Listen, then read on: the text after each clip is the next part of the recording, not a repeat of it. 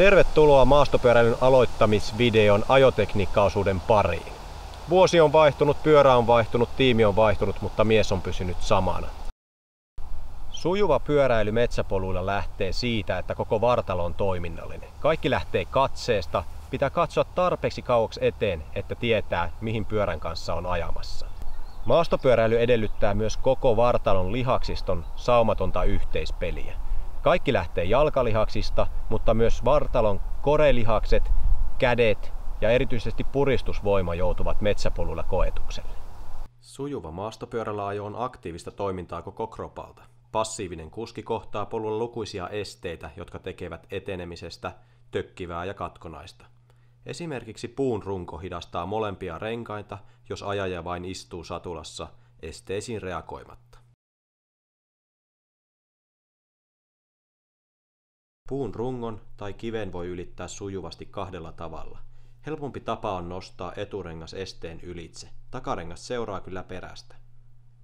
Ennen estettä nouse vähän satulalta. Eturengas nostetaan maasta siirtämällä paino jaloille ja vetämällä tangosta vähän ylöspäin.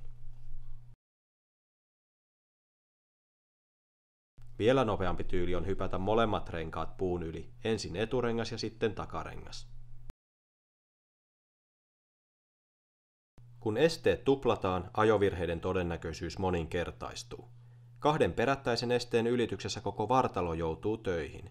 Kun esteet ovat lähekkäin toisiaan, et voi enää hypätä ensimmäisen esteen yli huolettomasti.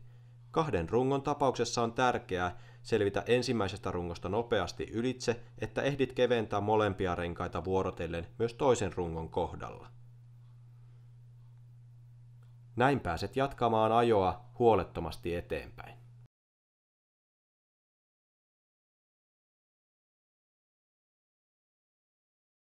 Jyrkkiä alamäkiä laskiessa paino on siirrettävä reilusti satulan taakse. Näin pystyt ohjaamaan eturengasta huolettomasti ja käyttämään etujarrua jarrutuksissa. Vauhdikkaissa alamäissä jyrkissä mutkissa polkemista on rytmitettävä. Ulommainen kampi lasketaan alas, että tasapaino säilyy, eikä sisäänpuoleinen poljin osu esteisiin. On maastopyöräilyn perusteet ja ajotekniikan alkeet käyty lävitse. Ei muuta kuin pyörät tallista esille ja metsään.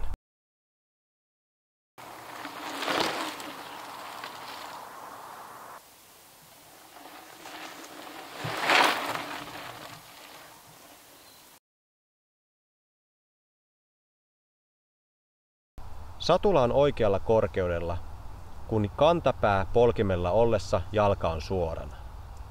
Päkiällä jalka jää juuri oikean verran koukkuun.